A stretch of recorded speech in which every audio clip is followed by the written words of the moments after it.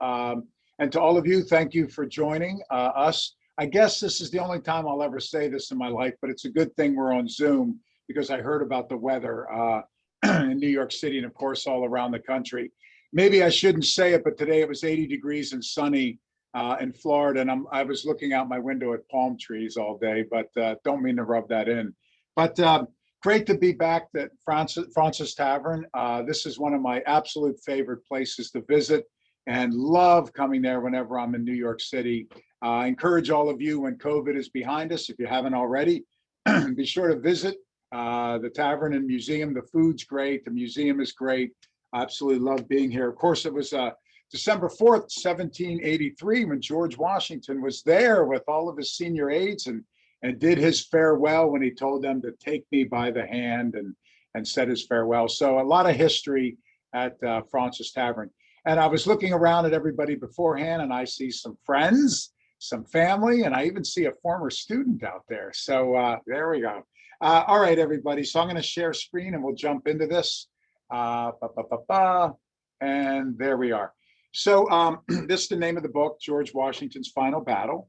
And my favorite part of these programs is always the Q&A. So absolutely have at me during the Q&A. So before we jump into the main part of this, I have to get some housekeeping out of the way. And that is this. Every time I've talked about George Washington in my 30-year career, somebody asked me a question: did George Washington cut down the cherry tree? So there you see it on the top left. You know the story. George's father, Augustine, bought him an axe or a hatchet when he was a little boy. He was 6. Of course, today, if you buy a 6-year-old kid an axe, the Department of Children and Families comes and arrests you. But George then hacks apart a cherry tree that was part of his father, Augustine's orchards. And Augustine comes out and says, George, did you kill my cherry tree, is what he said. And George says, I cannot tell a lie. I did cut it with my hatchet. Now, of course, George was caught red-handed with his hatchet in his hand. And I think I would worry more if my son or daughter said, Father, I cannot tell a lie, than if they just cut down the cherry tree. That makes George a pretty precocious little bugger, right, everybody? But then Augustine says back to George, that's okay, because in telling me the truth, you have repaid me 1,000 times over what the fruit from that tree could have repaid me. Is the story true? Sad to say, it's not. We've been hearing this story for over 200 years, and generations of children are taught this story. It was actually made up by a preacher turned bookseller named Parson Mason Locke Weems. George Washington would die on December 14th, 1799. And Weems wanted to take advantage of that by having a book published. The problem was the book is this thick with no illustrations. What they did back then, since they didn't have Amazon.com or Barnes and Noble, they piled the book up on a wagon. And in the fall and spring, when the weather was okay, they rode up and down the eastern seaboard and sold the books. Unfortunately, the book didn't sell. So Weems goes back and decides he's going to make it up himself. So he pretty much makes up his own book.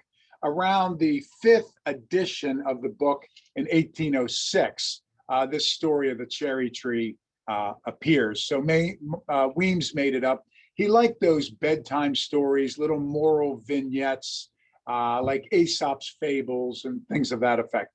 The other question I'm asked all the time is on the lower right. Did George Washington have wooden teeth? No, he didn't have wooden teeth. That would be rather silly. And we're sure of this because a couple sets of his dentures survive. There's one of them. We also have letters from Washington to his London merchant, Robert Cary, C-A-R-Y, ordering teeth and complaining about how poorly they fit. We also have letters back and forth between Washington and his dentist, Dr. John Greenwood. And in the letters, we know the teeth were made of ivory, typically hippopotamus ivory, gold, springs and contraptions, human and horse teeth laid into them. Ouch, not very good. And Washington at once writes to Dr. Greenwood, is complaining that he's been drinking, he said, so much port wine that the teeth stained and turned dark and they look like wood. That's where that comes from. So housekeeping out of the way, let's jump into our story. So I wrote this book largely for 2 reasons. One is this. We all love our capital city. I love the capital city. My son is a student in the capital city. We love the tree-lined mall, the world-class museums, the touching memorials and monuments to heroes, the majestic government buildings. But the kicker is this: most people don't know the story of how the capital city came to be and why it was located where it was located. So I wanted to tell that story. And of course, it was George's city, not just named after him today, but in every sense of the word. Washington from A to Z was involved in every aspect of the city. For not for him, it wouldn't have happened. The second reason why I wrote the book is we know all about Washington. I mean, entire forests have been felled to fill the pages of books on George Washington. Any school child knows that Washington was heroic and stoic. He was the general that won the war. He was honest and he was a big, strong man. But there's two aspects of Washington's character that I think are essential, and we really don't understand it. One, Washington was a visionary, and that's definitely not a part of most works on Washington. His vision for this nation, his vision for the capital city was more impressive than that of all the other framers. And what's remarkable is when you think of the framers, this is an incredibly well-educated, well-read, well-traveled, one of the most impressive groups of people to ever gather. The one among them that was different and was not well-educated, well-traveled, well-read was Washington. But Washington was forced his whole life, because he wasn't so formally educated, to be innovative, to be creative. You know, he didn't have a military education, so he was literally making it up on the battlefield as he was going through. But interestingly, it wasn't any one of the brilliantly well-read or educated framers, classically read. It was Washington who came up with this vision for the capital city. So he was a visionary. The other trait was Washington could be a political player. Doris Kearns Goodwin wrote a remarkable book called A Team of Rivals, which provided a new look at Lincoln. We all knew that Lincoln was honest and humorous and humble, but we didn't know what a political chess master he was. Well, the same with Washington. Washington is always depicted kind of monolithically as this stoic person who rose above politics and wouldn't want to dirty his hands in politics. That's not true. Washington could get down in the mud. He could lobby. He could swap votes. He could compromise when it was for something he felt strongly about. And there's no better example of Washington's vision and him just getting down in the mud and playing raw politics than the issue of building the capital city. So I have a quote here at the top of my screen from Washington, which I really think goes to the sense that he understood that what he was working on was something new and something larger than life.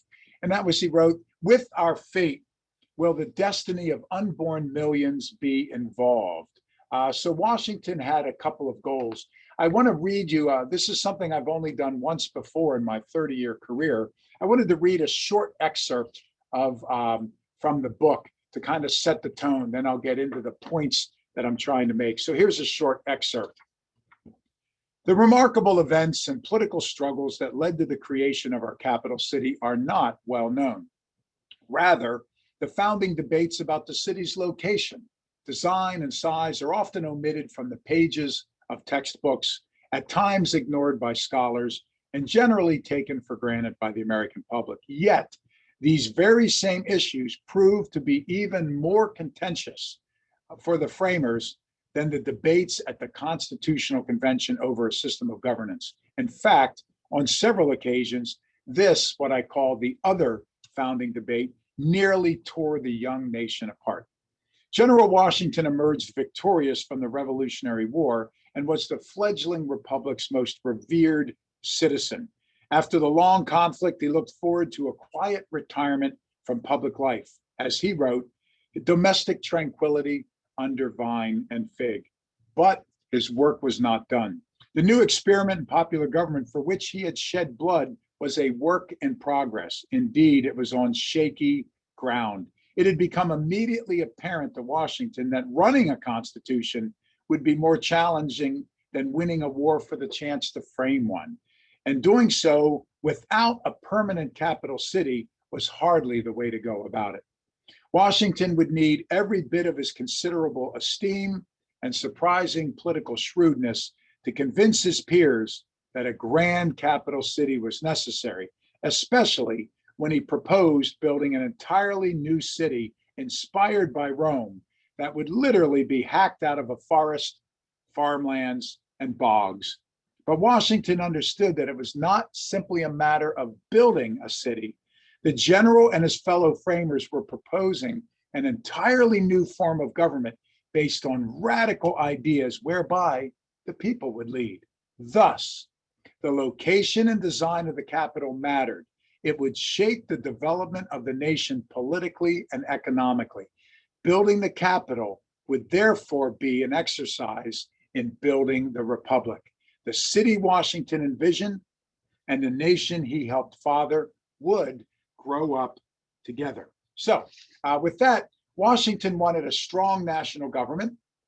Secondly, he wanted to unite the people, as you see on the screen here, with the national character. If you could take a time machine and go back to 1776 or 1787 and meet Thomas Jefferson and ask him about his nation, he would say Virginia. If you could go back and meet Ben Franklin, he would say Pennsylvania. So we lacked this sense of an American identity or a national character. We were not united. Washington was disturbed to see that in the years after the Revolution, that glue, that revolutionary spirit that held us together had utterly collapsed, and we were in disunion and bickering with one another.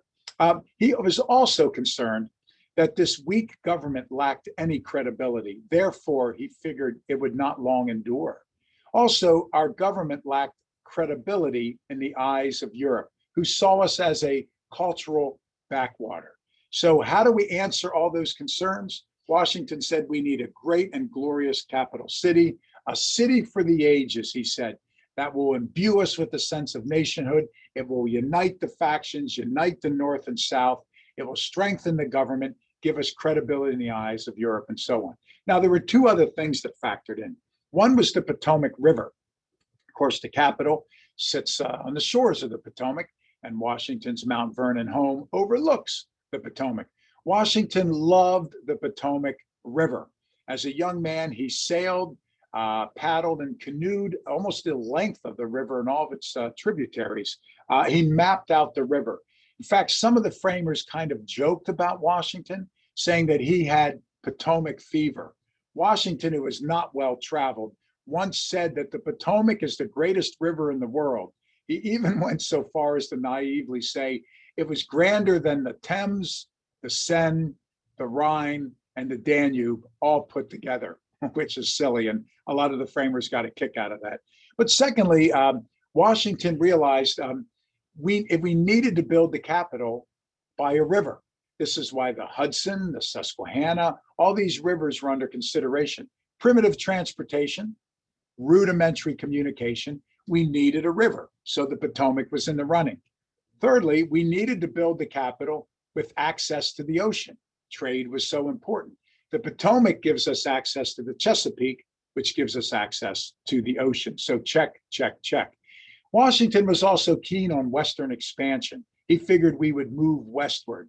And the Potomac spread, the headwaters of the Potomac go all the way westward. And then from the westward reaches of the Potomac, it's connected by roads out to what is present day West Virginia, Pittsburgh, and the Ohio Territory. In fact, Washington had surveyed or created some of those roads. And because everybody was bickering over a capital, the Potomac connected Pennsylvania, Maryland, and Virginia, three of the most important states. So where did Washington get these ideas for this grand vision of a great capital city and so forth?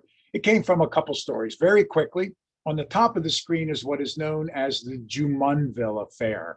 This is in May of 1754. So the problem for the British, and Washington was a colonial aide in 1754, the problem for the British is the French were muscling into what is today Western Pennsylvania and Eastern Ohio. So Washington was given by the Lieutenant Governor of Virginia, Robert Dinwiddie, a small group of men and a few Indian allies to go out and figure out what were the French up to.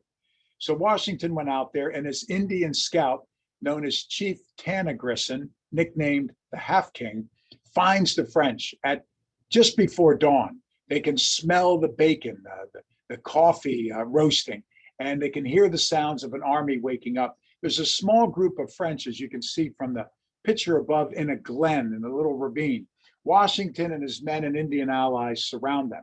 Now, Washington was supposed to just see what they were doing, but he gave the order to fire. They fired down on the French like shooting fish in a barrel, kill several of the French. The French surrender. Now, the leader was Jumunville. Now, if a gentleman surrenders to you, if I surrender to Sarah, for example, I present Sarah with my sword. Sarah would then break open a bottle of fine wine or champagne, and we would parley. We would speak in French, and she would treat me as a gentleman. Washington was only 22, uneducated, untraveled, and knew none of this. He has Jumonville gagged and tied, and the French are bickering and shocked by this. But Washington doesn't parlez-vous. What happens is Chief Tanagrisson, Washington's aide, had some earlier run-ins with the same French and their Indian allies, so he puts a tomahawk in Jumonville's head. He kills Jumonville. It turns out Jumonville was an aristocrat, and get this, a diplomat. He was leading a peace party, and Washington kills a peace party. The anger over this is one of the contributing factors to starting the French and Indian Wars. Washington's screw up. 65 miles southeast of Pittsburgh, a shot was fired that would start the French and Indian Wars. Bottom of the screen. So that was May of 1754. That July, Washington leads an army of a few hundred back to the same territory. Why? The French were then seizing and building forts in Western Pennsylvania and the Ohio Territory. Washington's job is simply to tell them not to do it or else. Washington goes out, and his Indian scouts report that a massive French army is marching his way. So Washington orders the construction of a fort. You can see a replica of this today near the same spot. Not much of a fort, is it? It's quite embarrassing, in fact. Washington builds it in the low ground, in a bog and swamp. The French can just get behind trees in the high ground and circle Washington. You know that the cardinal rule of military history is what? The high ground carries the battles. So Washington's men are protesting bitterly, but he foolishly, at age 22, thinks he knows what he's doing and builds this fort. The French are firing down on Washington, just picking off his men. It starts to rain. Now Washington's army is up to their ears in a bog and swamp, and Washington has no excuse but to surrender. When he surrenders to the French officer, it turns out, by coincidence, the French officer is Jumonville's brother. He tells Washington to sign this piece of paper. Washington doesn't read French. What Washington signs is an admission of guilt that he started the French and Indian War and assassinated a diplomat. So Washington is embarrassed. What he learns is he's hot-headed, he's impulsive, and he thinks he knows more than he knows. So Washington would become a dramatically different man after this, would be much calmer, would take his time in making decisions, always surround himself with impressive people, and listen. Washington resigns his military commission rather than getting fired. Shortly thereafter, though, something else happens. Washington is enamored by an older, wealthy neighbor named Sally Carey Fairfax. Sally was beautiful, smart, popular, flirtatious. George is a poorly educated, poorly traveled, big, gangly teenager who is just smitten by Sally. She married Lord Fairfax, as in Fairfax County, Fairfax, Virginia, everyone. And what happens is the man sitting there grimacing in pain, that's General Sir Edward Braddock. Braddock and a massive army in 1755, 1 year later, after Washington's mistakes, shows up in Williamsburg. He's going to march on the French and end this very quickly. Now, Braddock is dashing. All the ladies like him. He's not much of a general. Ben Franklin wrote disparagingly that Braddock was arrogant and didn't know what he was talking about, which would soon prove to be true. So Sally Carey Fairfax, the woman that George is enamored with, she wants to go to Williamsburg for this grand ball that is being hosted in Braddock's honor. Problem is Sally's husband is traveling, so she asks George to escort her to the Williamsburg Gala. George says yes immediately. He's quite smitten with Sally. When George is in Williamsburg, here's what he sees. All the women are smitten by Braddock, including Sally. It's the uniform.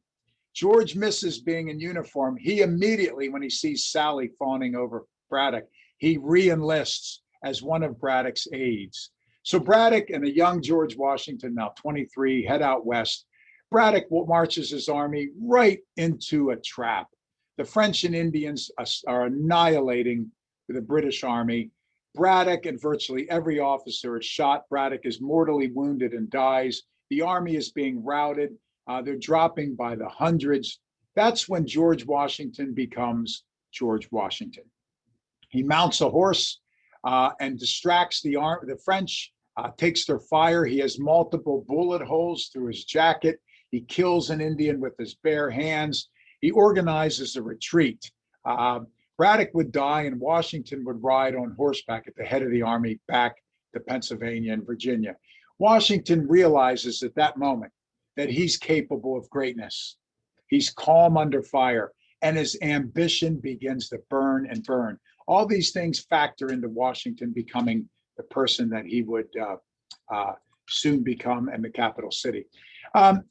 At the end of the Revolutionary War, there's two events that absolutely influenced Washington's thinking on a capital city. Here's the first one, the Newberg Conspiracy. So the main battle that basically ends the Revolutionary War is Yorktown. This is October 1781, when Washington and his army rout Lord Cornwallis and a massive British army. That's the big W, the big victory Washington had been waiting for. Now, here's what happens.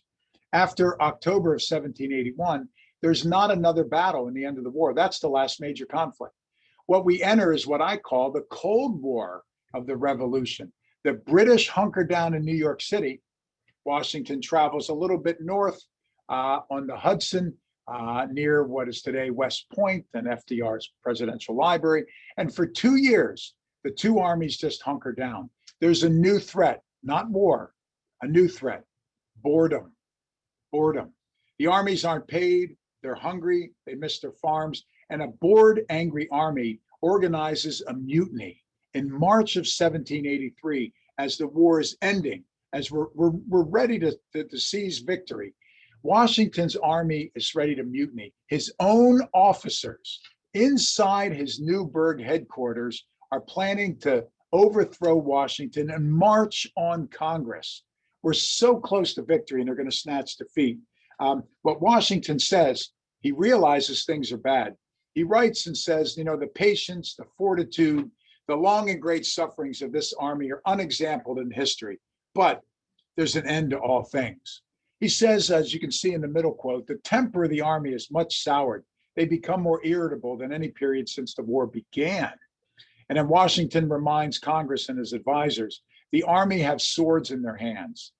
And you know enough about history. In other words, they're ready to march.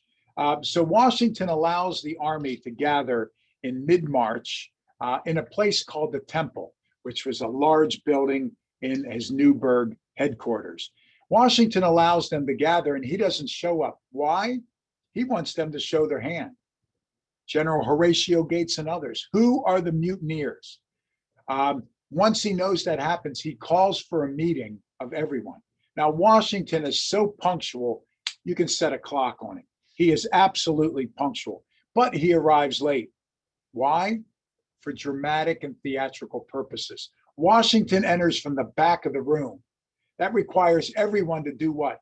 Turn around and look at him. He has everyone's attention. He approaches the front of the stage where Gates and the mutineers are. Washington orders them to surrender the stage. And then two things happen. One, he explodes. He's volcanic, roaring. How inconsistent with the rules of propriety. How unmilitary. How subversive of all order and discipline. He goes on about the army turning against itself at the final moment. My God, Washington yells. Once he has the attention of everybody, then the second thing happens. Washington quiets down. Now, this picture here from history is not accurate. It would have been a massive building filled with people. But what is accurate is the men crying, unable to look at Washington, and Washington wearing glasses. So what happens secondly? Washington quiets down and is standing on stage with a look of disgust. After quite a moment of silence, where he has everyone's attention, he reaches in his pocket and pulls out a letter. He says, I want to read for you a letter from Congressman Jones of Virginia. But Washington can't see the letter. He's grown old. He needs glasses. No one had ever seen Washington wear glasses. He then says to them a great line, gentlemen, you will permit me to put on my spectacles, for I've not only grown gray, but almost blind in the service of my country. Washington puts on the glasses. It's a moment to take in. Then he takes off the glasses and puts away the speech and says, I only want to talk to you from the heart. He says, I ask only that you give one more distinguished proof of unexampled patriotism and patient virtue and stand together on principle. Well, after that, Washington sheds a tear and walks off the stage.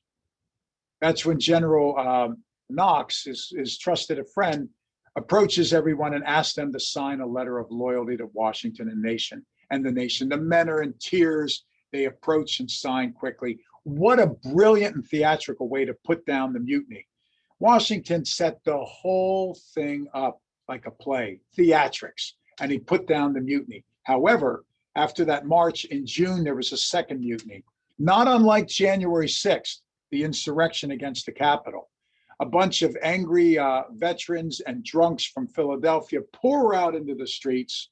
They surround the building you now know as Independence Hall.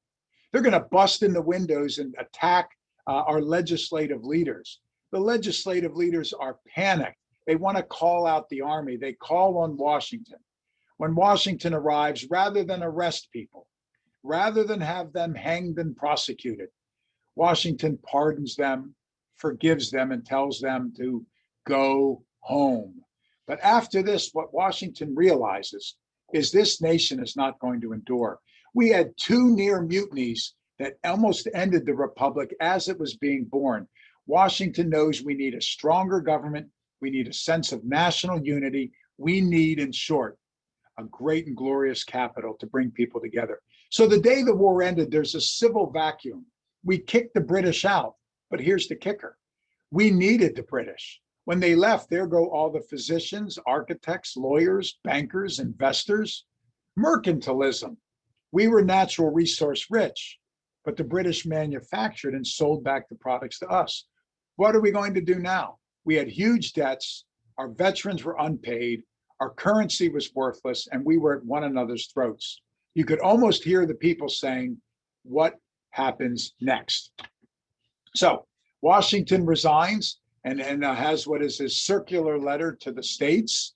He sends a letter that goes around to legislative leaders who read it in all the states. It's published by the newspapers. And here you can see the formation of Washington's vision for a strong nation, unite us around a principle of American identity, and a glorious national capital. So here's the kicker. From 1775, when the revolution started, until 1800, we go a quarter of a century without a capital city, without a permanent site for the seat of government. There were over 30 cities proposed. Here's a partial list for you. From Hartford and New Haven in Connecticut to Wilmington in Delaware and so on. The problem was parochialism. Everyone wanted their city to be the capital or a city in their states. We fought for 30 years to find a seat of government. That's no way to start a nation, and Washington was quite alarmed by it. Not only did we not have a capital city, but we didn't have a functioning government. Under the Articles of Confederation, we could not raise revenues, raise taxes, we could not field an army, we couldn't pay back our debts to the European allies. It was utterly ineffectual. One branch of government, a unicameral legislature, that's it. So it was so contentious that it almost tore the government apart. Washington said these debates were the most vicious debates of the founding era. They even proposed at one point, even Ben Franklin, in the name of compromise, maybe we need multiple capital cities. So the joke became, since Congress was so unpopular, We should build a Trojan horse, pile the Congress in it, and at night sneak it from city to city. And then the Congress would get out in the morning and quick do their business, and then they'd wheel the horse to the next city. So there's where we were. There were headlines in newspapers in the post-revolutionary period screaming out in bold letters, "Have we fought for this?" So here you can see a couple of quotes from Washington, that the idea of picking a capital was the most intense and explosive debate of the entire period. Selecting the seat of government, Washington said, is pregnant with difficulty. He was worried that we would have disunion. You see factions emerging. You see a Federalist versus anti-Federalist. You see a North versus South, an Eastern versus Western, all these factions, and this is the concern. Finally, the straw that broke the camel's back was in August of 1786, Shays' Rebellion. Not unlike January 6th at the Capitol. Angry Americans, under the name of being patriots, pick up guns and pitchforks and march on government buildings. They're burning buildings, they're looting, they're stealing up from armories and arming themselves. They're tar and feathering leaders. Washington announces, as you can see on the screen, we have errors to correct. He asks Hamilton to call for a convention. We have got to reform and improve this situation. They gather at the first convention in Annapolis in Maryland. Here's the problem. Only a handful of states show up. What do? Bicker and yell and walk out. A complete embarrassment. But Washington doesn't give up. He encourages other framers, let's get together the following summer, 1787, in Philadelphia. They were hoping maybe the luck of Philadelphia lightning would strike twice. So the Constitutional Convention. There is what I call the other founding debate.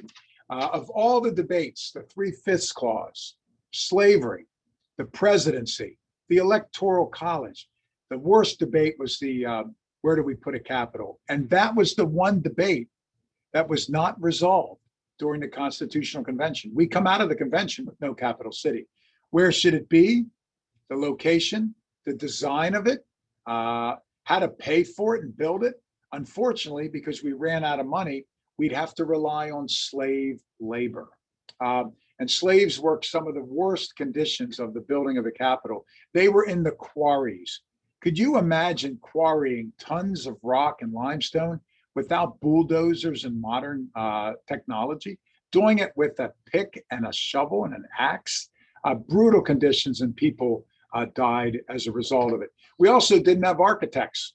So Washington had to hire Europeans and bring in immigrant labor to build our capital city. So European immigrant labor and slaves built the capital city. Michelle Obama was right when she said as much a couple years ago. Here's the one thing that did come out of the Constitutional Convention. The Capitol would be 10 miles square. Now that's 100 miles, everybody. That is an enormous capital. You're talking about a city greater than Paris and London at the time. For a little backwater like the US, but they still didn't know where these 10 miles square would be. What they did want is what we have to today. The framers, the Congress was worried from that mutiny, those two mutinies I talked about earlier, the one in Philadelphia in particular. If the capital is within a city, the city can govern the capital, and therefore federal government will be beholden to a city. Or if the federal city is in a state, it will be beholden to a state. So what they proposed was a federal district, what they originally called a federal enclave, which would eventually be named for Christopher Columbus and the District of Columbia. That way, if we have the capital in a federal district, it's not beholden to any city or state. So to the present day in DC, we have a mayor, we have a city council, but in DC, the Congress, the US Congress, determines the budget and governs the District of Columbia. That way they would never again be held captive. Okay, so in 1789, when Washington is inaugurated, it was supposed to be March 4th, but he didn't show up and have his inaugural until April 30th. Why? Poor communication, poor transportation. Nobody was arriving. And Martha Washington even missed the inaugural. I guess she was still getting dressed, right? So she was late arriving. So they gather in New York City. The deal is, let's have New York City be the interim capital, and then we'll figure out where on earth to put the capital.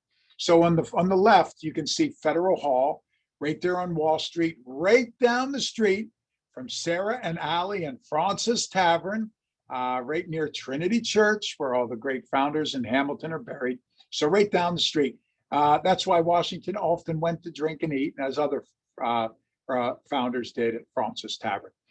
His White House, if you will, his presidential home is there on the lower right.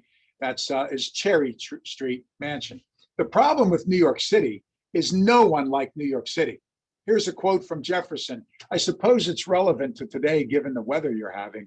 Jefferson said of New York City, spring and fall they never have. As far as I can learn, they have 10 months of winter, 2 of summer. Fisher Ames, who was a real hoot of a congressman from Massachusetts, he said he longed for the air and company of Springfield. He said New York City is overrun by hogs, dogs, and garbage. So no one liked New York City. The question was, where do we move the capital? And that was decided at a dinner party. I call it the second most famous dinner in history. I guess after the Last Supper. I once called it the most famous dinner in history. And years ago, someone in the audience called me out and said, no, the Last Supper with the disciples was the most famous. So we'll go with the second. So there's 2 big debates swirling. Many, but 2 primarily. 1, where do we put the capital? 2, what do we do about the debt? Debt assumption, as it was called. We're in massive debt. How do we pay it back? So you have 2 big splits on this issue. The Southerners and the anti-federalists, who would be today's Republicans, backed by Jefferson, they want the capital in the South. And they're not willing to negotiate or compromise or cooperate. Sounds like today. Capital's in the South or we walk. The Northerners and Hamilton and the Federalists, they want the capital in the North, or at least in a city, or at least a river by an ocean. The Southerners and Jefferson, they want a very small, what they call a federal town, a handful of 1-story brick buildings with fields in between them. Why? They want the states to be supreme. They want to keep slavery. So the weaker and smaller the capital, and if it's in the South, they can keep their abysmal institution of slavery and have a weak government where they, the slave owners, are in charge. The Federalists in Washington and Hamilton, they want a great, glorious capital city to unite everybody. And the South refuses to pay their debts. We're not paying a penny. The North wants to pay their debts. So the problem for Jefferson is that as they rap in the musical Hamilton, Alexander Hamilton is Washington's right-hand man. So, and I gave a speech about this for Fraunces Tavern a couple of weeks or months ago. On June 19th, 1790, Jefferson is outside of Washington's home. He sees Hamilton come out dejected. Hamilton and Washington had a huge fight and they're arguing. Jefferson realizes it's time to strike.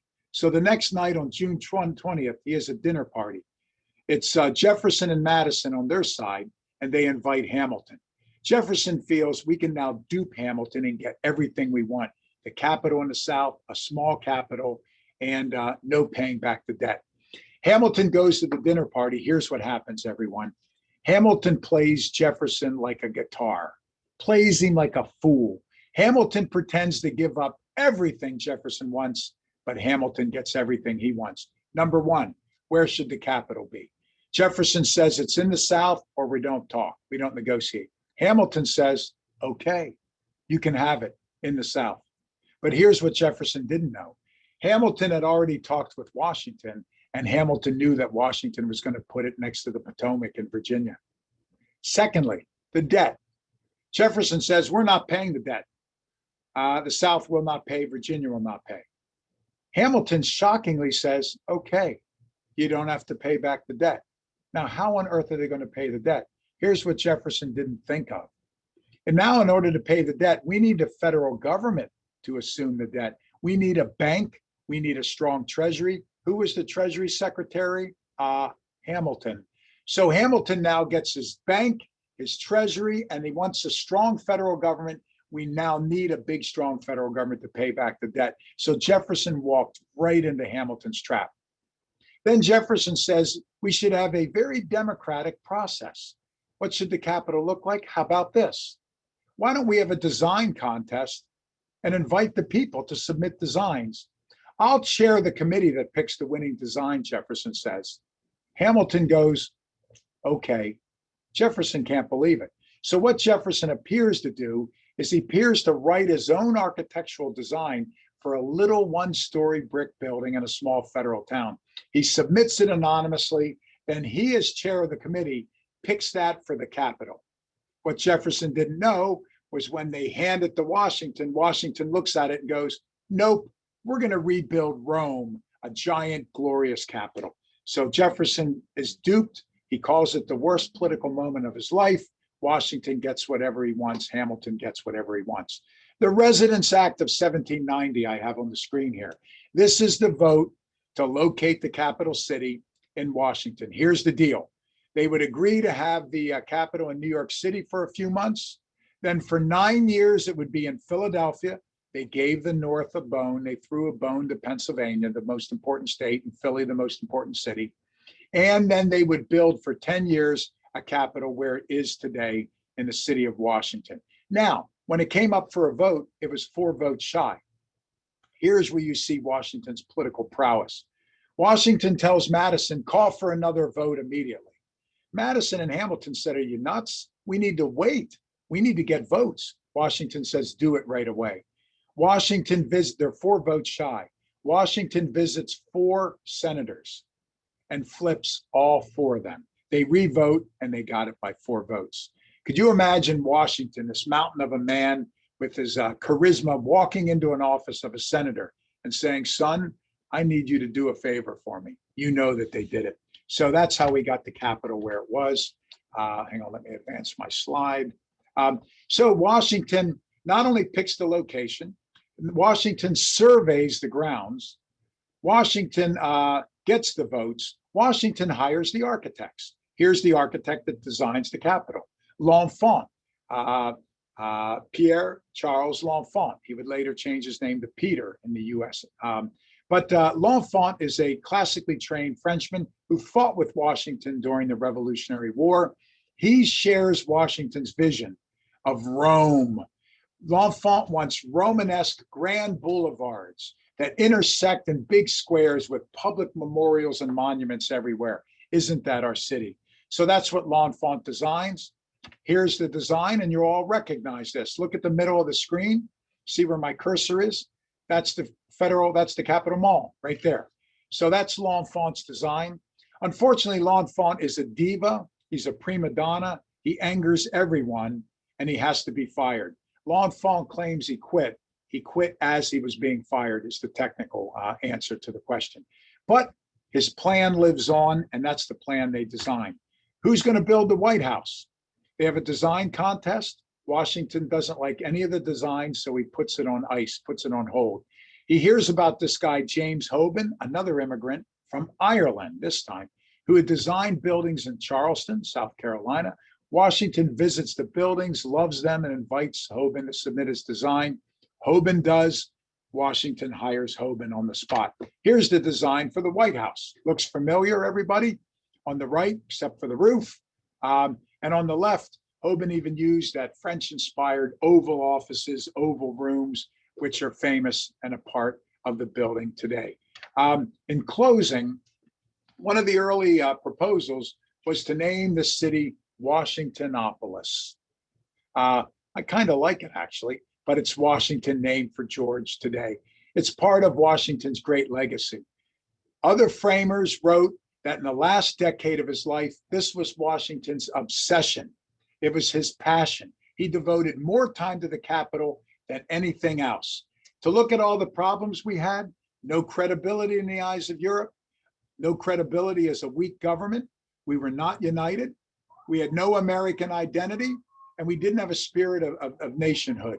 For all those reasons, Washington says we build a grand capital, it'll resolve everything. We put it equidistant between the North and the South.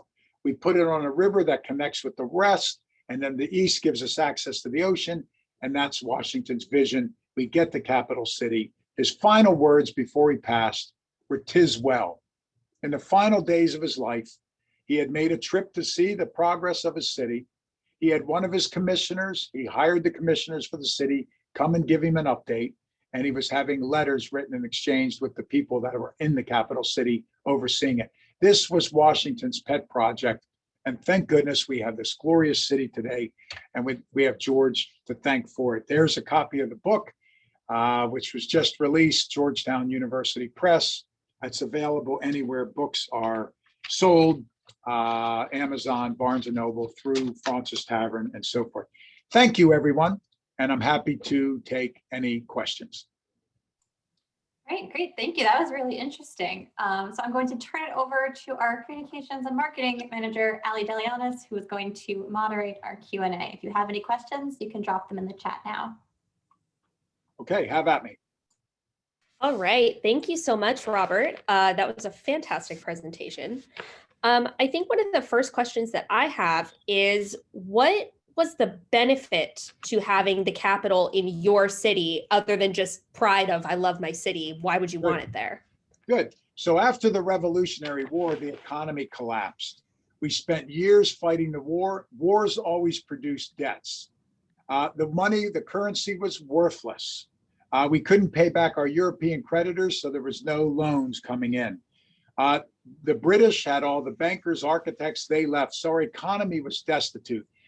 Everyone knew that if the capital was in your city or your state, businesses would pop up. The entire federal government and military would move to your city or state. Congress would come to your city or state. They would eat, they would board there, they would shop there. So they knew this would be an economic windfall. Therefore, that's why you had over 30 locations, and no one would agree to any location except their own city, because they knew it would be a great economic boost to their communities. Good question. That makes perfect sense. So why did they choose New York City to be the interim capital if everyone hated it so much? Good. Hamilton used his influence. Hamilton was from the island of Nevis or Nevis, and also lived in St. Croix in the then called West Indies, but he moved to New York.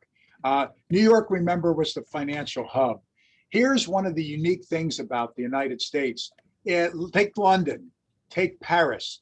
The capital cities were always the cultural centers, the economic centers, the financial centers, not in the US.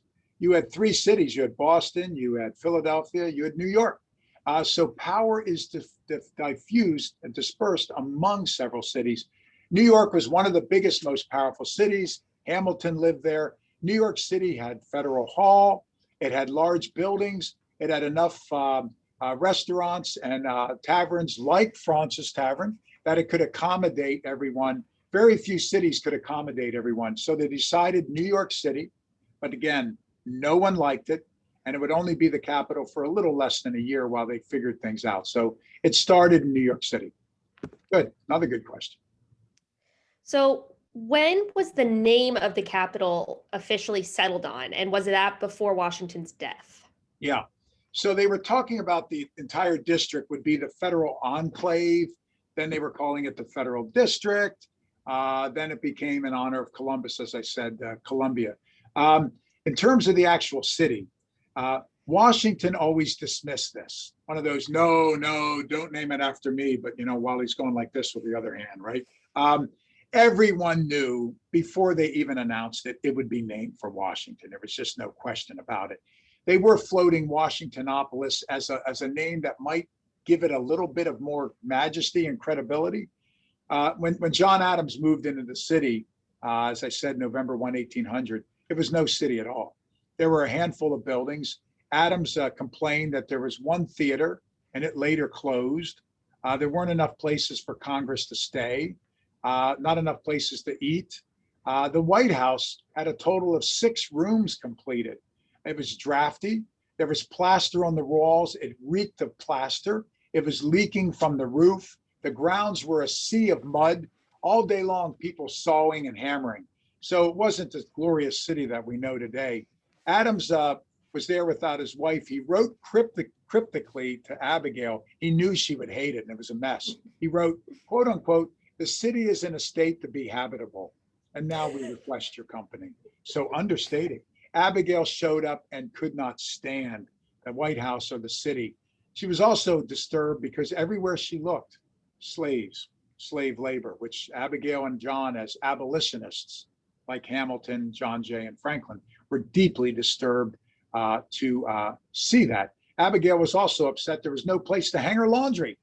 She used the East Room to hang her laundry. So it wasn't the city of today. They all knew it would be named for George, and it was informally named for George. And then once he died, it became an official part of the city. So yeah, everybody knew it was George's project and it would be named for him. Although, you know, I don't know about you, Allie and Sarah. I kind of like Washingtonopolis in a nerdy way. So, all right. I'm from Washington State, so I'm going to start calling it Washingtonopolis now. There you go. Okay.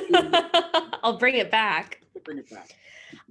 When they were first designing plans for the White House specifically, what did they envision it would be used for besides just being the president's residence? Good. So all along, Washington's plan was it would be the president's residence, but it would also be used for entertaining. It would be the people's house and a symbolic building. So Washington wanted it to have majesty, glory, because it would be a symbolic building of the powerful president and the nation. What Washington wanted was marble. Here's the problem. We had no money. We couldn't afford marble. They used limestone. They ran out of that. So they used brick. Washington hated the idea of brick. So what they did is they got a white limestone plaster and they covered it all, which gave it the fake or faux appearance of marble. And that's why it was the White House eventually. It was nicknamed early on. In 1901, they officially, under Teddy Roosevelt, started calling it the White House. So Washington had that fake exterior. He wanted it to be a symbol. When Washington was in New York City and in Philadelphia, he was hosting and entertaining veterans and diplomats. There was no room in the house, none whatsoever. So Washington wanted the White House to be gigantic with large rooms so that he could use it to host ceremonial events. Remember, everybody, the political is the social and the social is the political. Rarely does Congress make up their mind on the floor of the House after a debate. Those decisions are made days earlier over dinner and drinks. So Washington clearly saw this as a social center, as a symbolic building to represent the government and this new experiment in democracy, as well as the residence of the president. And you know, the White House has been the people's house ever since then. It's our house. Just as the Capitol is our temple of liberty and democracy and freedom, which is one of the many reasons why it was so unnerving and appalling to watch these fake patriots do what they did to the building in January. So, yeah. Okay. Do we know who first came up with the idea that the capital city should be 10 miles square, and why do we think it caught on? Yeah. So Washington was proposing a grand and glorious capital city from the beginning. The Federalists, Hamilton and others, were backing him on it. Jefferson and the Democratic Republicans, then the Anti-Federalists, the Southerners, wanted that small federal town. So the South was not happy at all at 10 miles square. The original proposal appears to have been for the following reason, Allie, to negotiate. If you ask for 10 miles square, you can negotiate way down to something that's still bigger than the federal town. I don't think Washington or anybody really thought we would have a capital city 100 miles. Now, the current capital city is a fraction of this size. It's not 100 miles. In fact, Virginia and Maryland ceded lands that would become the capital. Virginia wanted the capital. Maryland wanted the capital. They both shared the Potomac. But what Maryland realized was Virginia was the home of Washington, Jefferson, Madison, Mason. Virginia might beat them out. So Maryland and Virginia ceded lands and agreed to cooperate together. If they worked together in getting the capital, and the District of Columbia now straddles what used to be Maryland and Virginia, if they worked together, they could defeat Philadelphia, New York, and the cities in the north. That's why they worked together.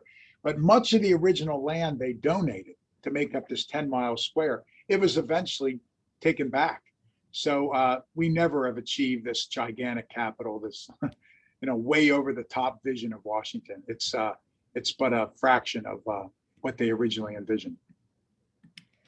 So, talking a lot about, we spoke a lot about the differences between Jefferson and Hamilton and who wanted big government, wanted larger state governments. Do we know if Washington, is there any evidence that Washington opposed the democratic form of government that we have today?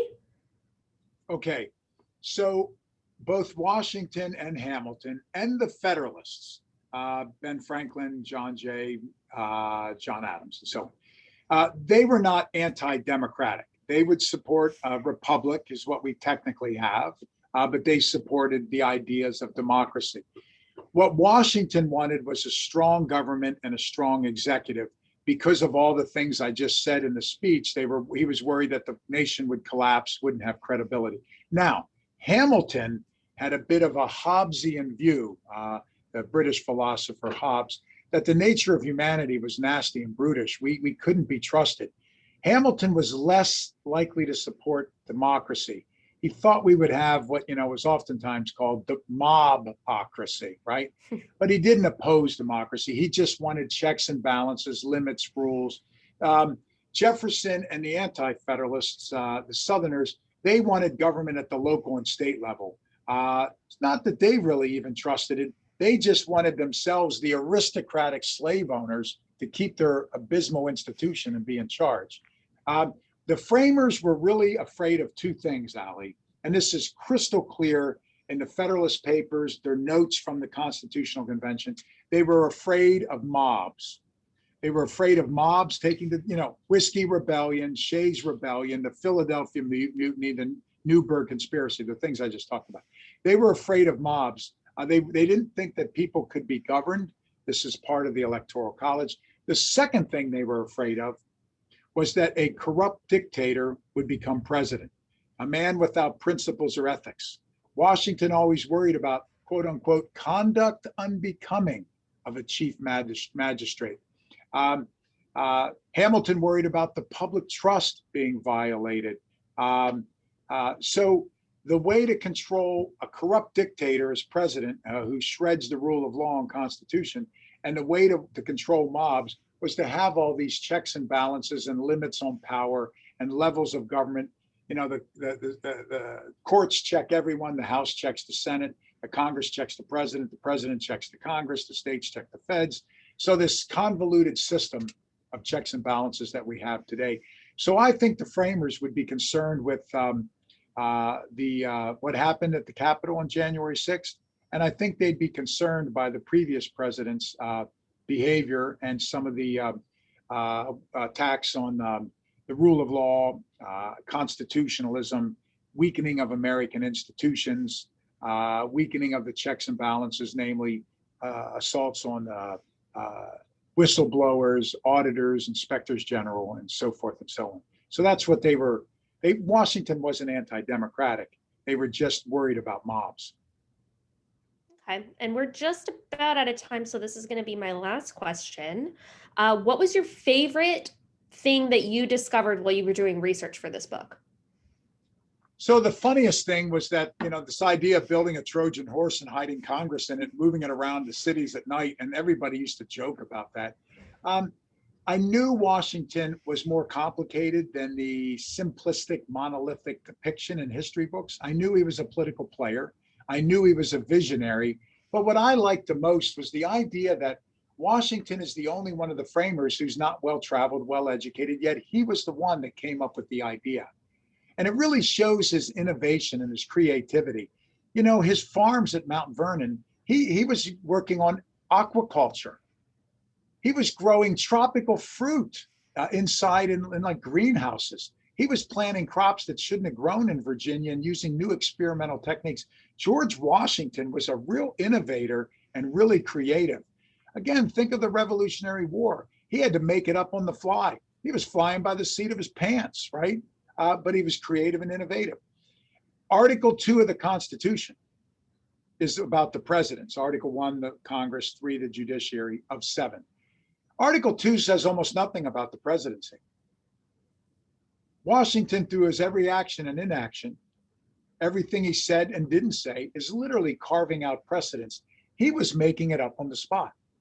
So it doesn't surprise me when I think deeply about it that Washington was such a visionary, and he alone had this incredible and complicated vision for this grand Roman capital that would resolve all these half dozen problems that we were facing. But I just, to the extent of it, I knew about it, but I was surprised at the extent of him being a visionary, because again, we just don't apply that temperament, that trait, that aspect of Washington's personality to him. So yeah, it was a real pleasure to put this together, and I want to thank both of you and the entire staff at Fraunces Tavern. Mostly, I want to thank all of you for enduring this Arctic blast and winter and logging on and listening to this. Thank you, and be sure to visit Fraunces Tavern and support them and their programs. And I hope to see all of you, maybe on Zoom, but hopefully in person at Fraunces Tavern. So Alex and Isabella and Claire and Dylan and all my friends and Wendy and Andy, thank you, everybody. Peace. Thank you. Thank you, Robert, both for the great presentation and also for the shout out. Yes, you can, if you are in New York or the surrounding area, then you can travel to the city. You can visit Fraunces Tavern. You can purchase your tickets online in advance to make sure there is a spot for you. We are at reduced capacity. Thank you all for your great questions and for joining us for another wonderful evening lecture. As I said, this has been recorded, so if you want to listen again or if you want to share it with someone, it'll be on our website in the next week. And it's cold weather. They have great hot apple cider there. So there's your last plug. So go get some and warm up. Thanks, everybody. Yes, you can also go to the restaurant. Indoor dining is back a little bit, so you don't have to sit outside. Thank you to those of you who have donated. You are helping us keep our programs going. If you wish to make a donation, you can visit FrauncestavernMuseum.org and you'll be able to find all the information there.